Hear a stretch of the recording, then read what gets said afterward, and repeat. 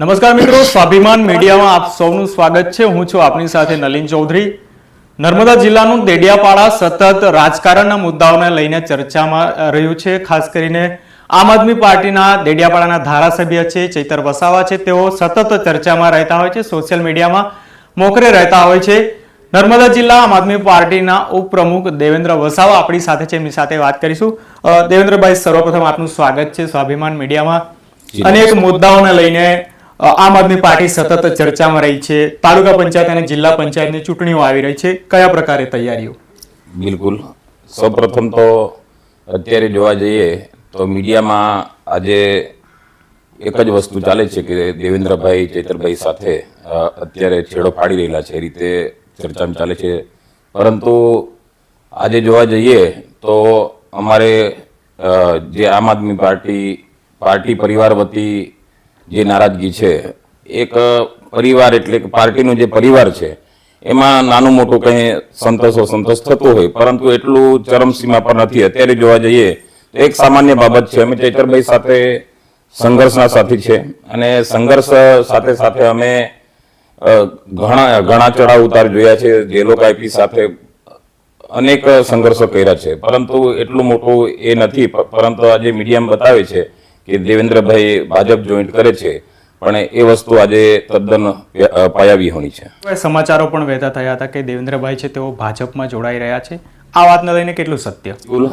જે અમારી પાર્ટી પરિવારની જે અમારી જે નારાજગી હતી, અમારે અંદર થોડું એમાં પાર્ટીનું એક પરિવાર છે, એ પરિવારમાં નાનું મોટું એ તો ચાલ્યા કરે છે, પરંતુ આટલું મોટું સ્ટેપ આ સમાજને નુકસાન જાય એ સ્ટેપ મેં નહીં લઈ શકું, કારણ કે ભાજપમાં જઈને પણ મારે ત્યાં જઈને મજૂરી કરવાની છે।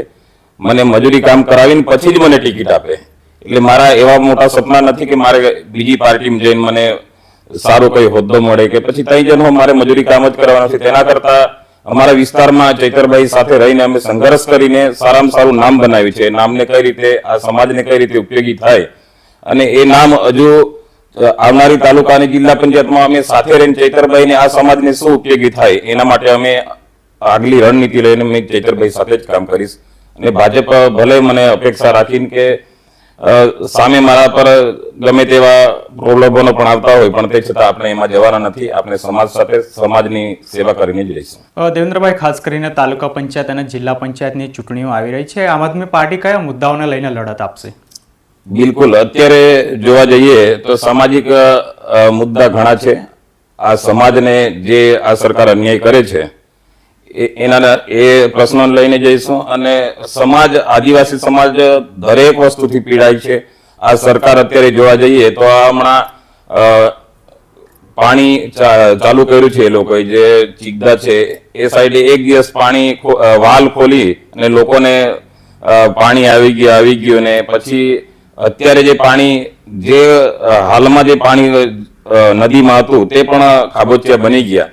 એક ખાલી આ ભાજપનું લોકોને એક વાહવાહી કે એક લોકોને બતાવવાની વસ્તુ છે, બાકીના હકીકતમાં કોઈ વિકાસ નથી। આ આદિવાસી સમાજનો ભાજપે વિનાશ કાઢી નાખ્યો છે એવું મેં પોતે માનું છું। ખેડૂતોને એક સિંચાઈ માટેનું પાણી મળી રહે છે, તો પછી આ વાતનો વિરોધ કેમ? ના, બિલકુલ, આ લોકોએ જે કેવડી કાર્યક્રમ હતો ત્યારબાદ ચીગદા કાર્યક્રમમાં આજ નર્મદા જિલ્લાના પ્રમુખ પરિસાબેને મોતીલાલભાઈએ એ લોકોએ વાલ ખોલીને વધામણા કર્યા, પરંતુ વધામણા સાંજે કર્યા અને સવારે મેં ગયો ત્યાં સુધી તો બધા તે ખાડી બધી કોરી હતી। એટલે કહેવાનો મતલબ ફોટો અને વિડીયો બનાવીને પછી એ લોકોને ઉલ્લુ બનાવે છે। અને પાણી તમારે આપવું હોય તો 24 કલાક ચાલુ રાખો, કારણ કે પાણી તમારે આપવું નથી। એકવાર ખાલી પેલો લોકોને પાણી આવ્યું વાઘ આવ્યો તેના જેવું એક બીક નાખીને આ રીતે પાણી આવ્યું છે એ રીતે લોકોને બતાવી અને પાણી આવી રીતે લોકોને ઉલ્લુ બનાવવાનું પ્લાનિંગ છે। પરંતુ પાણી આપવું જ હોય તો 24 કલાક જ પાણી આપો, કારણ કે અત્યારે લોકોને પાણીની સખત જરૂર છે। પણ આ ભાજપ વિકાસના વાયદા જે છે એ પોકળ છે, કારણ કે લોકોને અત્યારે રોજગારી પણ બંધ છે, તો લોકોને અત્યારે સિટીઓ તરફ રોજગારી માટે જવું પડે છે, એ પણ બહુ મોટો મુદ્દો છે।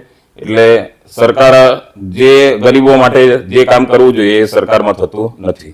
ચૈતર વસાવા છે તેઓ ધારાસભ્ય બન્યા, આ વિસ્તારના એક આદિવાસી ચહેરો હાલ ધારાસભ્ય તરીકે કામગીરી કરી રહ્યા છે। દેવેન્દ્ર વસાવાને ચૈતર વસાવાનો જમણા હાથ તરીકે ઓળખવામાં આવે છે અને તેમની જે સફળતા છે એમના પાછળ તમારો ખાસો મોટો મહત્વનો ફાળો છે તેવું પણ સમાજના લોકો કહી રહ્યા છે. આદિવાસી સમાજના કયા એવા મુદ્દાઓ છે અત્યારે કે જેને લઈને આમ આદમી પાર્ટી તાલુકા પંચાયત અને જિલ્લા પંચાયતની ચૂંટણીઓ લડવા જઈ રહી છે? પહેલા તો જે અત્યારે અમે ચૈતરભાઈ સાથે સમાજ લઈને ચાલીએ છીએ એ જ મોટી બાબત છે, કારણ કે સમાજ માટે કોઈ પણ નેતા બોલવા તૈયાર નથી. ખાલી ચૈતરભાઈ સમાજને લઈને ચાલે છે. પાર્ટી પણ પર નથી માનતા ચૈતરભાઈ, સમાજને પર માને છે. સમાજ સાથે રહેશે અને સમાજને અમારે જે રીતે સમાજને જે દિશા આપવું હોય, અમારા સાથે પૂરો સમાજ છે, આદિવાસી યુવાનો છે અને આદિવાસી યુવાનોમાં એક જ એ છે કે અત્યાર સુધી મનસુખભાઈએ પોતાના ગામનો રસ્તો બનાવી નથી શક્યા, તો અત્યારે ચૈતરભાઈએ ગૃહમાં માંગણી કરી અને પછી ત્યાંથી મંત્રીશ્રીએ એનો ખુલાસો આપવો પડ્યો. તે જ રીતે આજે ચૈતરભાઈએ ભલે સરકારમાં નથી પણ સરકારનો કાન પકડીને આજે સાંસદના ગામનો રસ્તો ચૈતરભાઈએ મંજૂર કરાવી લાવતા હોય તો એથી શરમજનક કોઈ બાબત નથી. ને ચૈતરભાઈ આજે ડેડિયાપાડામાં ભલે ખાતમુહૂર્તમાં નહીં રહેતા, કારણ કે આ ભાજપે ખાલી નારિયેલ ફોડી અને લોકોને બતાવવું છે, વાહવાહી તાયફા કરવા છે, એ નામે ખર્ચા પાડવા છે અને પછી લોકોને ગેરમાર્ગે દોરવું છે. પરંતુ એ કામો પણ જોવા જઈએ તો ચૈતરભાઈના જોબ નંબરમાંથી જ હોય, કારણ કે એ લોકો ખાલી નારિયેલ ફોડવા પહોંચે છે પણ ચૈતરભાઈની મજબૂરી એટલી છે કે એમને એમના વિસ્તારમાં ફરવા નહીં દેતા. એના લીધે લોકોના અંદર અમુક યુવાનો કે પછી અમુક ભાજપના લોકો છે તે એવું કહે છે કે ચૈતરભાઈ કંઈક ખાતમુહૂર્ત કરે છે, પણ ચૈતરભાઈને અસલ હકીકતમાં ડેડિયાપાડામાં પગ મૂકવા નથી દેતા. એટલે કહેવાનો મતલબ આ જે કામ થાય છે એ ચૈતરભાઈના ધાકે થાય છે, નહીં તો આ ડેડિયાપાડા અત્યારે ક્યાં પહોંચી જતો. આપે જે વાત કરી કે ધારાસભ્ય છે ચૈતર વસાવા છે તેઓને દેડિયાપાડામાં પ્રવેશ ઉપર પ્રતિબંધ છે, આપ અત્યારે આમ આદમી પાર્ટીને જીતાડવા માટે કયા પ્રકારે કામગીરી કરી રહ્યા છો? જી બિલકુલ, અત્યારે અમારી જે રણનીતિ છે, હમણાં હાલ તો મેં ચિગદા તાલુકામાં વધારે ધ્યાન આપું છું, કારણ કે મારે ચૈતરભાઈને એ પરિણામ આપવું છે કે ચિગદા તાલુકામાં 2 જિલ્લા પંચાયત છે અને 16 તાલુકા પંચાયત છે, એટલે એમાં અમારે હાલ વધારે ફોકસ છે. અને ઇવન સાગબારા અને ડેડિયાપાડા એમાં થોડું 50-50% અને 80% તો મારે આપણે ચિગદા તાલુકામાં અમે ધ્યાન આપીએ છીએ. કહેવાનો મતલબ કે ચિગદા તાલુકામાં તો અમારી પૂરી ગણતરી છે કે જે ભારતીય જનતા પાર્ટી છે એમને એક પણ સીટ તાલુકાની અમે નીકળવાની દી અને બંને જિલ્લા પંચાયતો આમ આદમી પાર્ટી જીતશે એટલી ખાતરી તો અમે પૂરી આપી શકીએ છીએ. હાલમાં તો જે રીતે બેઠકોનો દોરની શરૂઆત થઈ છે, ઘણા બધા આમ આદમી પાર્ટીના જે કાર્યકર્તાઓ છે પક્ષ છોડીને ભાજપમાં જોડાઈ રહ્યા છે, તો આમ આદમી પાર્ટી છોડીને ભાજપમાં જોડાવાનું કારણ શું? બિલકુલ, અત્યારે હાલ તો કોઈ મોટા આગેવાન કોઈ ભાજપમાં જોડાયા નથી. ચૈતરભાઈ સાથે કોઈ એકાદ મુલાકાત થઈ હોય ને ફોટો પાડી લીધો હોય ને પછી એ એમના નામ થકી કઈ ઊંચું નામ આવે સ્ટેજ પર, ધારો કે ગૃહમંત્રી નામ બોલે કે ફલાણા ભાઈ ચૈતરભાઈ ના માણસ, ફલાણા ભાઈ દયાભાઈ ના માણસ, એ રીતે ખાલી એમ એક ફોટો હોય તેના થકી આ લોકો એ માહોલ બનાવવા માંગે છે, પરંતુ એવી હકીકતમાં છે નહીં કે આમ આદમી પાર્ટીનો ખાસ કાર્યકર જઈને પછી ભાજપમાં જોડાજો. એવું કોઈ અત્યાર સુધી મોટા કાર્યકર નથી. અત્યારે વાલિયાના પેલા પ્રમુખ છે, પણ અમારે તે વખત ગ્રાઉન્ડ ખાલી હતું તે વખતે એમને પ્રમુખ બનાવ્યા હતા.